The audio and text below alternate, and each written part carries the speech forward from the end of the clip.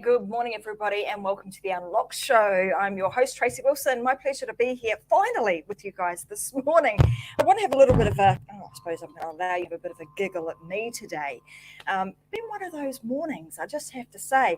You're probably realizing if you're watching live right now on Facebook or YouTube, you're like, hey, Trace, your banner or your notification says that you weren't going to be going live till 10:30 tonight, and here you are, and it's just after 10:45 this morning here, Friday in Australia.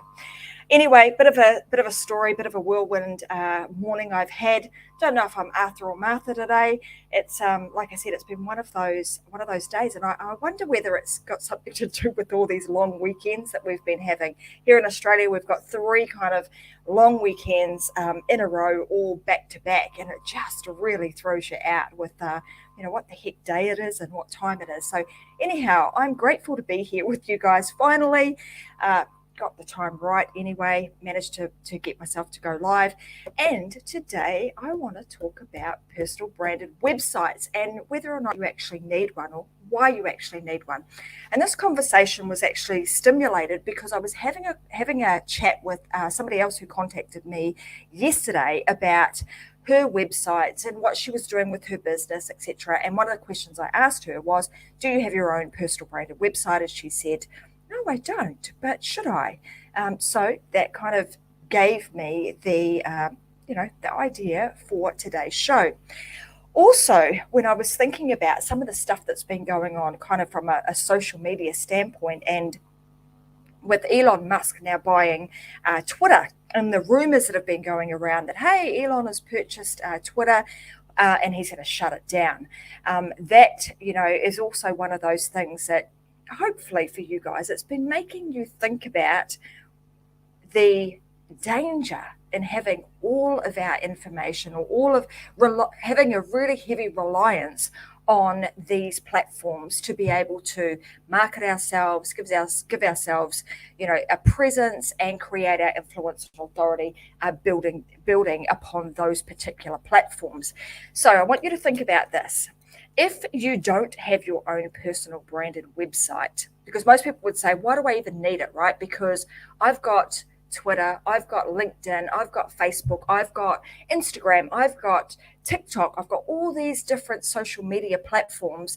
Surely people can find me there. Why the heck do I need to have my own personal branded website?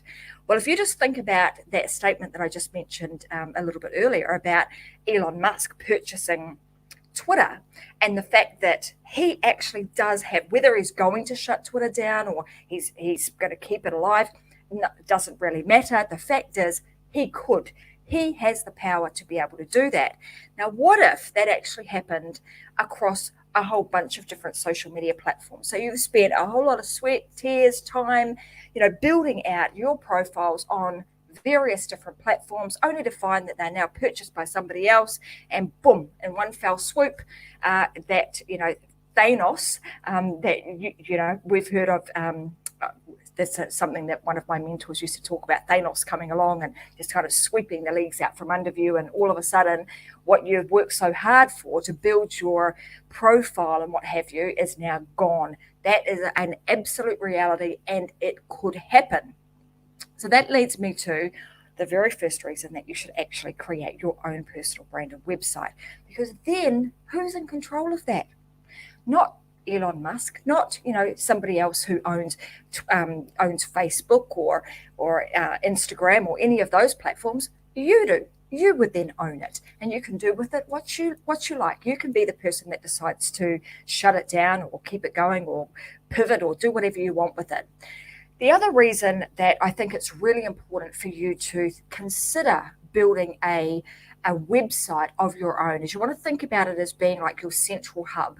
And when I think about me doing shows like this, Unlocked with Tracy Wilson, most people actually go and start Googling me. They would go and look for Tracy M. Wilson. And when they do that, what's going to happen? My personal branded website's going to come up because they're going to want to find out more about me. So more than likely, people will remember your name. They won't necessarily always remember the name of your business. So at least that gives you, the opportunity to be able to have more of a relationship with someone because they've taken the time to actually Google you and get to your website, and then they can then explore more about what you do. The third reason that I think is really important here, and a lot of people again would think, why do I need a personal branded website when I've got my own business websites? And I'm on that, I'm on the about page, I'm on the founders page, the owner, etc., etc. Well, depending on the reasons why you started that business or what your intentions are with that business further down the track. So let's say you build it up to a certain point and now you want to sell it. So you sell that business and all of a sudden, again, that platform that you've spent a whole lot of time building up, that website that's centered around your business is now being sold to somebody else. And you no longer have that following. Because if you had your own personal site, then of course those people that have gone to your personal branded website, they may just opt in. They may decide that they want to do more business with you on your personal website, and you're able to take that with you no matter what happens further down the track. So those are kind of the big reasons why I think it's really important to do, just take some time to consider building out your own personal branded website with your name, like I do. I have tracymwilson.com. That's where people go to find out more about me. And a lot of the time on my show, I'm also giving away free stuff. I give a lot of business information on there. People can listen to some of the versions of the show that maybe they've missed, all sorts of things that they can actually get by going to my personal branded website. Now, I want to cover off just a couple of other, I suppose, key reasons why, in my opinion, it's really important to have your own personally branded website. Let's say it gives you some level of protection because you're able to have control over that site. It also enables you to stand out from the crowd. So not everybody has their own personal website, right? Almost everybody has a Facebook page, but very few actually take the time to create their own personal site. So, it's really going to help you to stand out from the crowd, enable you to be maybe seen and can be able to be competitive with some other people in your market. And it legitimizes what it is that you do. Like people will say, oh, wow, they must be legit. They've got a website, so it really does help to elevate your status in that manner. It also is going to provide you with some form of global reach, just like you have with your social media. But like I said, this is global reach and a site that you actually own. You have total control over it. And it enables you to build connections with other like-minded people. So again, I'm just going to use my personal branded website as a bit of an example. But if you go there, you'll see that I have an opportunity for people to be able to opt in to some of the things that I share.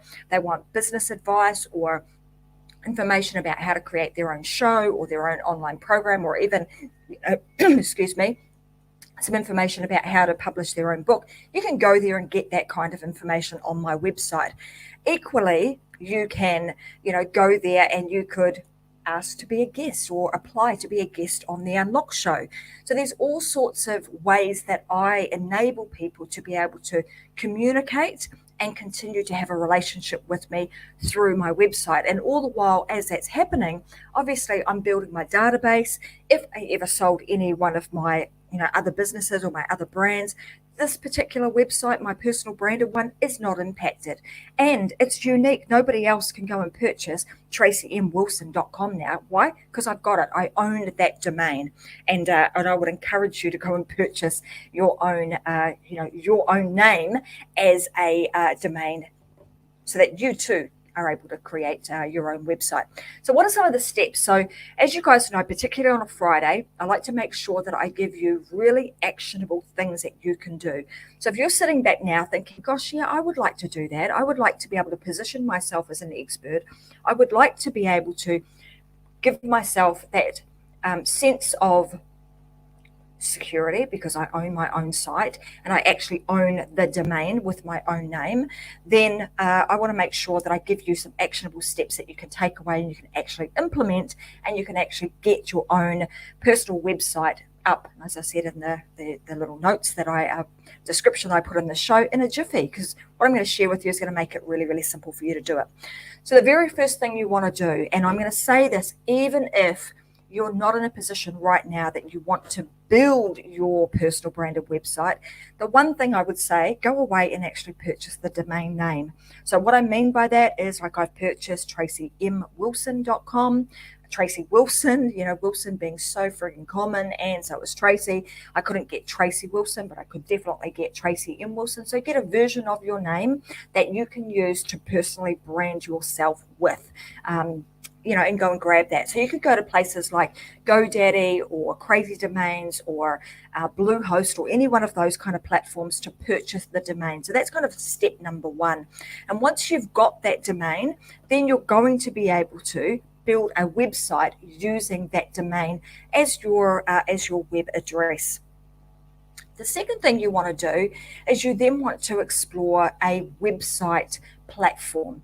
And I'm going to share with you one today, and I'm going to be upfront and honest. I'm a bit biased here. Why? Because I'm the owner of this particular brand that I'm going to share with you. You've heard me talk about it on the show before. It's called Usability. I'll pop it up on the screen.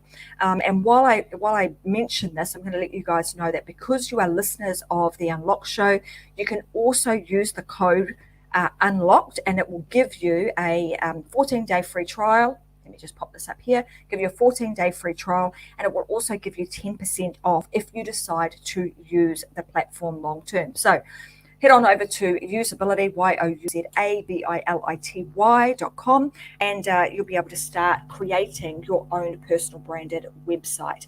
The other thing you can do with that is, once you've got an account, you can put all of your websites in the one account, so that it makes it super easy for you to be able to manage them all. And there's a whole bunch of other features that Usability has that just makes life a whole lot simpler for you. And I might talk a little bit more about those in just a few moments.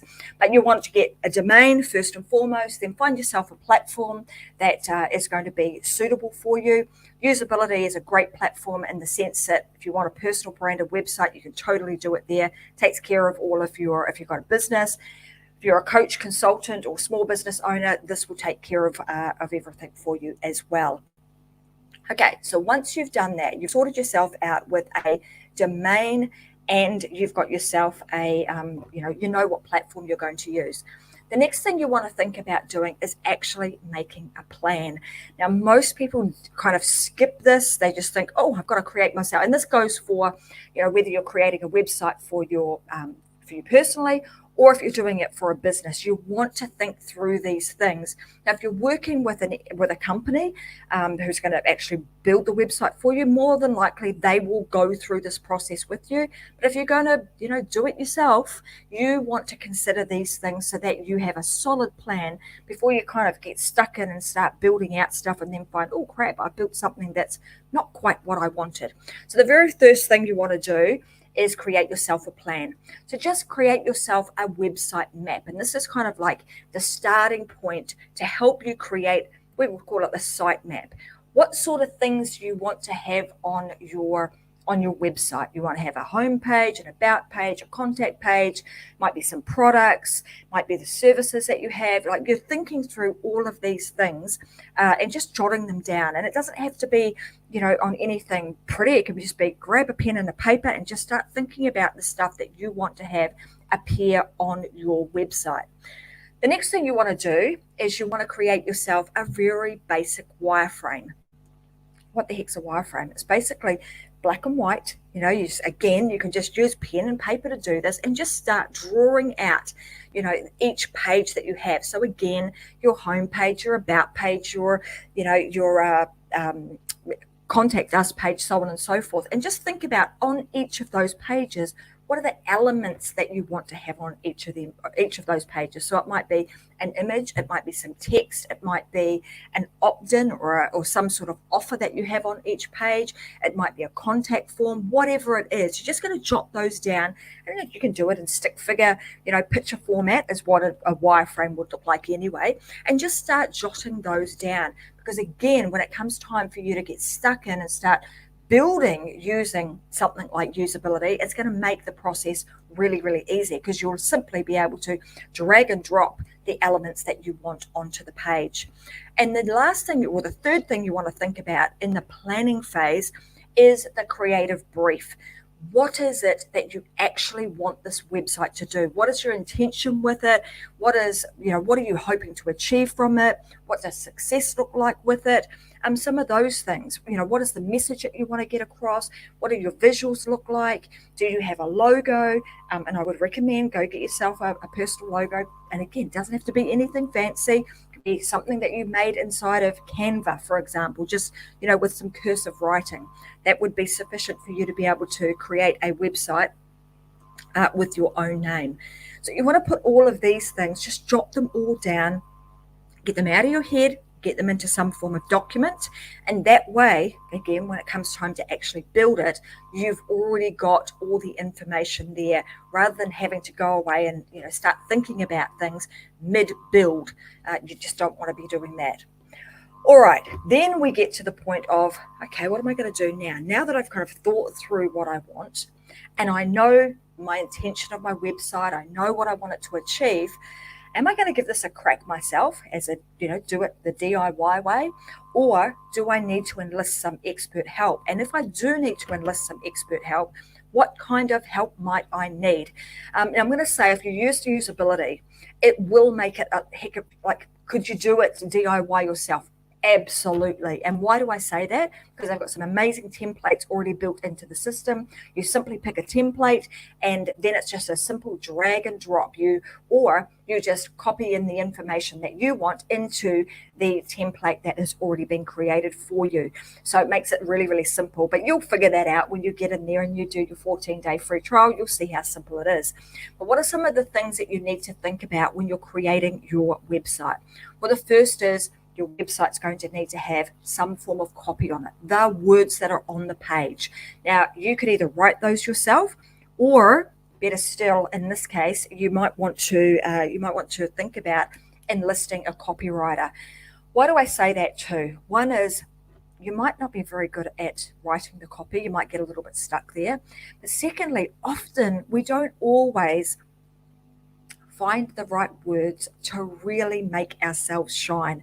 A lot of the time we're, humble, you sort of seem to, we can tend to water our own skills and our own abilities down, whereas somebody else will actually look at you, they will draw out the best in you and then be able to encapsulate all of that into some form of copy, whilst also making sure that the information that they are creating or the words that they're creating for you very much appeal to your audience.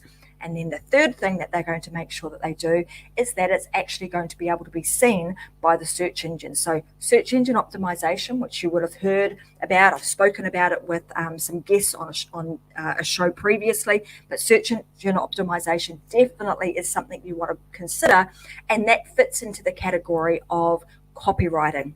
The next is your graphic design. And again, inside of usability, it's got some great templates. So you pretty much just switch out some images.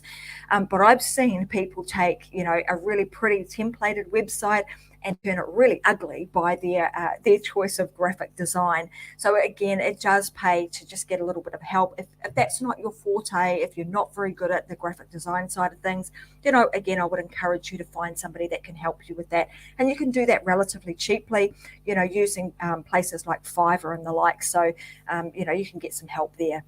The second is the development. So it's the technical side of things, like the person that can actually get in there and build the website for you. Now, again, it isn't really that hard, but there's a little bit of a learning curve, and you need to obviously, be signed up mentally that you are going to embark on this process of learning how to create your own website. And I applaud you if you do. I think it's the best thing to do. Why? Because then you know exactly how it works. You can make any changes that you need. You're not going to be held to ransom by somebody else, having to pay, sometimes some extra astronomical kind of fees for them to create your website for you. Doing it yourself, I'm totally for that. And I love to support people that are willing to get in there and give it a go. So yeah, the development. And if you want some help, the team at Usability are fantastic. They will also be able to help you to develop out your personal or business branded website if that's what you choose to do. I've already covered off search engine optimization, which is kind of the words that we use and where we place them on, in the website, so that when people are searching through Google, that your website has the best possible opportunity of showing up in the lineup of searches for them, so that they then can obviously come in and do some business with you. And then the last thing is thinking about conversions. So it's one thing to actually have people come to your site, it's another to actually get them to convert. So whether that means that they actually convert into buying something, whether it means that they convert into being a subscriber, you want to be thinking about that and looking at your analytics so that you understand where the drop-off points are, or where some of the, I suppose, the problem points are in your website. And again, you'll learn a lot of this stuff over time as you start diving in and start working your way around a program such as Usability, or any other program for that matter, or you could hire somebody to actually keep an eye on that stuff for you. You essentially take on the roles that you are comfortable with. If there's any of those roles that you think, gosh, I'm just not quite there in that area, then you might decide to employ somebody to help you. But equally, I'm going to say, get in there and give it a go. When you're building out your own website, and particularly when you're doing it yourself, you'll realize that nothing is set in concrete. You can change it anytime you like. And as your skills get better and better, you can jump right in and start, updating your site, improving the imagery and improving the copy as you go. But important for you to be able to do that. And the next questions that people might have is, okay, so what are the important things that I would need to have on my website? Now, this goes from, it doesn't matter what pages you have on there. I'm just going to rattle off a few things that you might want to consider, so that when you're doing your website planning, you can also take these into consideration at that time too. So the first thing is like your headers, and you want to think about it as, like, we call them the hero images. It's like the images that people would see when they first hit your website, because you know that the top third of the page, right, is going to be what they see first. They're not going to see all the prettiness or the amazing words that you have on the page further down. They're only going to see what's at the top. So that part of your website is extremely important, and you want to make sure that you're speaking directly to your audience in, as high up on the website as you possibly can. That gives you the best opportunity. And just remember that when you start to, you then take a website that's on a big screen and you kind of squeeze that down onto a mobile, just remember that it's going to be, you've got less space. You can do a lot of things to optimize it from a mobile perspective, but just think about that. The next is your hero shot. And I'm talking about in the context of it being a personal branded site, that's the hero shot of you. So taking the time to go and get a professional photograph done, or if you've got a family member that takes really fantastic photos, then, get them to do that too. You want to grab something that really, highlights who you are, shows who you are, and enables you to connect directly with your audience. And often I'd say, you want to make sure that you're actually looking at the camera, so that you feel like you've got that level of connection, so that when they get to your website, they're connecting with you. You're not looking away up into the clouds and that sort of stuff. Although I've got some pictures like that are a little bit more lifestyle. I think that the picture that you have on the front screen of your website should really be one that's looking at your audience, because your eyes often tell a big story about you. So it's the hero shot of you, and just making sure that the background is again, appeals to your audience. Often they'll look at it and they'll go, hey, she's just like me. She's a mum, she's at home, she's in her home office, whatever the case may be, or she's out on a boat. Depending on what your audience is into, then you would most likely take one of your shots in that kind of environment, because then they're able to almost transport themselves into that environment with you. Then we've got calls to action. So throughout your website, you want to make sure that you have these. And what was quite interesting is, I was telling you a little bit earlier about a conversation I had with somebody yesterday, and she was saying, I was looking at her website and there were no calls to action on it. She was saying, I've got loads and loads of people coming to my site, but I can see that they're not real, they're going away. I've got loads and loads of people following me on socials, but that's not translated into my sales, nor is it translated into my database. And it makes it really difficult for that to happen when you don't have the opportunity for people to opt in or purchase something from you. So really important that you have, those calls to action or some way of being able to capture people's data and information so that you can continue to serve them at the highest possible level. Now, I just want to pause for a moment here because I also want to say anytime you have any kind of opt-in on your site, you need to make sure that you comply with privacy policies and legislation around the world. A couple of days ago on Wednesday, I had Hans Skilrud on my show. I would recommend that you go back and you watch or listen to that show because he gives some great information about the legalities and the legal requirements that we have of what we need to put onto our website. And I can say, in usability, you'll be able to do that really, really simply. But go and listen to that podcast and that show because he gives you some great information about that. So calls to action and also forms on your page, really important. Again, for the simple fact that people have taken the time to go to your website, hopefully because they want to know more about you, or they probably want to buy something for you or figure out, who are you, invite you to something. There's a reason why they are there, hopefully not just to spam you, but there's a reason why they are there. And you want to make sure that you give them a reason to be able to come back. You give them a reason to be able to continue the conversation with them. And that's often by creating some form of offers, by way of lead magnets or opt-ins or a contact form or some way of them being able to continue that conversation with you. The next things that you want to put on your website are what we call trust builders. Now, what are these trust builders? Now, these are elements that you can have. You can sprinkle them throughout your website. You have things like testimonials. You might have some accolades for awards that you have won. You might have certifications that legitimize what it is that you are about. You might have a membership site on there, an ability for people to be able to become a member of your community and learn more about what it is that you teach or what it is that you share. You might also you absolutely want to make sure that you have these, particularly if you have any checkouts. You want to make sure that you have the security symbols on your website. People want to know that they can trust that you are legitimate and that their information is safe with you. So just making sure that you have all of those, all of the security features enabled on your site. Ratings and reviews, privacy statements, as I've just mentioned, and also guarantees. All of those things are all what we call trust builders. And then there's some other things that are really useful to have, like internal search, searchability. So you can have an ability for somebody to be able to come to your site. Maybe they go to the Tracy Wilson site and they're looking for specific information about how to create their own live show. They could actually type into the search bar and put that in, and it would bring up any blog that I've written in with that particular subject matter, any show that I've done, etc., etc. So it just makes it easy for people to be able to find things. Again, an example of this, looking at this person's website yesterday, they had there was one big ticket item that they get asked about all the time. And I was like, oh, let me see if I can find it.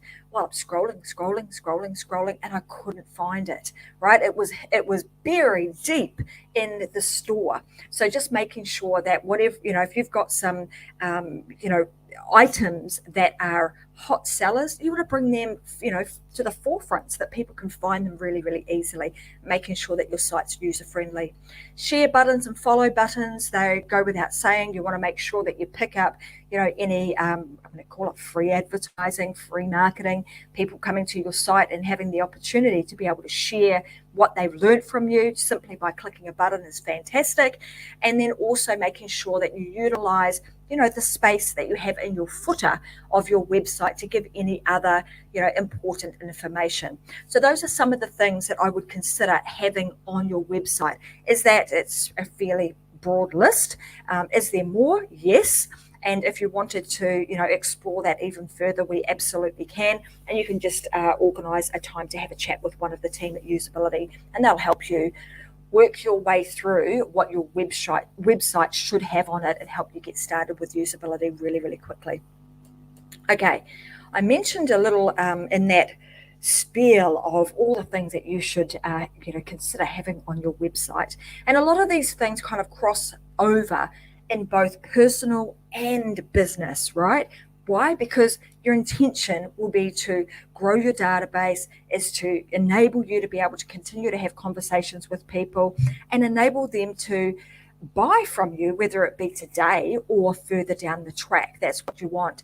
Not to mention the fact that once you build out your database and you've got a list of ongoing clients, that it's going to increase the value of your business. So if in time you want to sell it, that database is going to be a very valuable asset for you.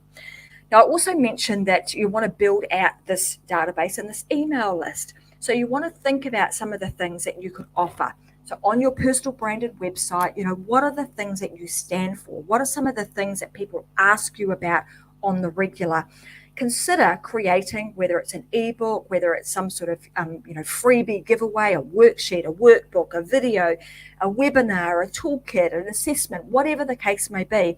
Create something like that. Again, that's going to give them some value in exchange for their email and their name and email, so that you can start growing your database and, like I said, continue that relationship with them.